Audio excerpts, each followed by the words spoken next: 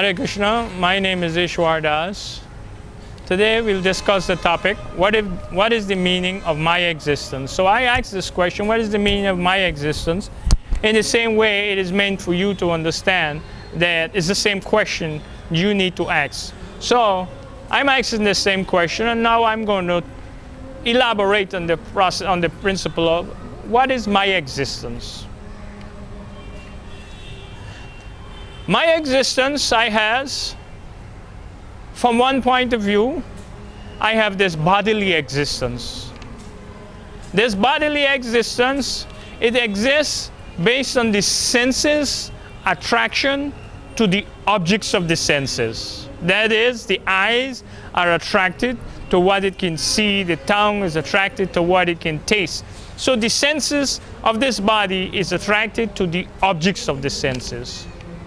But we find that there is something more deeper than that. It is not just the senses' attraction to the objects of the senses. I has an inner feelings, an inner expression, emotional expression. And this is the principle of my mind.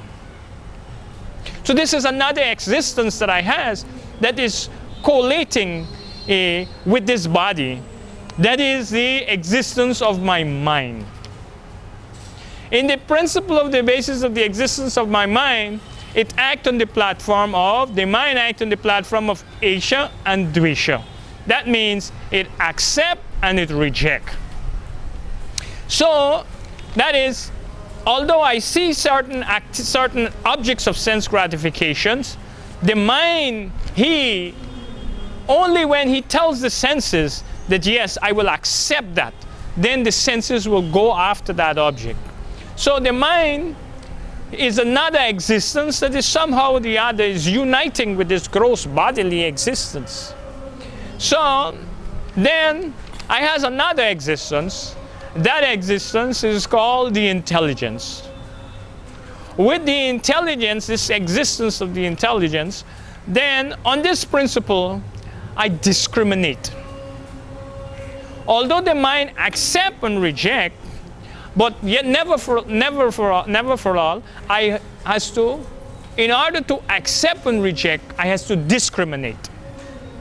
So this is the principle of the mind, of the intelligence, I'm sorry. So this is the principle of the intelligence. Then I has another existence that is called the existence of the ego.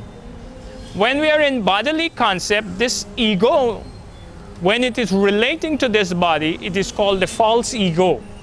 That is, I think of I, but we think this I is the body. So this ego is the false ego. So this false ego, we have this principle that we think whatever we accept is related to the mind, the intelligence, and the body. But when this ego is said to be situated in its real original position, when this ego is situated on the spiritual platform, this ego is now situated in its original nature as with the spirit soul, then this ego is identifying as Aham Brahmashmi. That is, I am a spiritual being. I am not the body. I am not the mind. I am not the intelligence. I am not the false ego that identifies with the body. I am spirit soul. And as a spirit soul, I am Krishna Nitya Das. I am an eternal servant of God. This is a problem for us when we have material body, to think of ourselves as being a servant. Because we can look within ourselves and see that we are constantly deluded with the interest of wanting to control. This is God's position. He is the Isvara Parama Krishna Sachitananda Vigraha. He is this Isvara Parama Krishna. This is a name for Krishna, Isvara, that he is the supreme controller. Isvara Parama, this Parama means supreme. He's the supreme controller. So, but because we have this body, it's like a tenant living in a home. Because you pay your rent for that home, you think yourself that the home belongs to you. Yes, in one sense it does, because you're paying your rent. But when you stop paying your rent, then the home no longer belongs to you. So, similarly, conditionally, we are the owners of this body based on our karma that we have brought from our past life. And because of that karma we have brought from our past life, we are within these bodies, and now we think ourselves the controllers and the owners. And now, not only do we try to own and control this body, but we try to expand on this situation of being controllers. We try to control everything and everyone else that is within our reach. So, this is the problem of life. So we have to come to this understanding that my real existence is not the body, it's not the mind, it's not the senses, it's not the eyes, it's the nose, the mouth.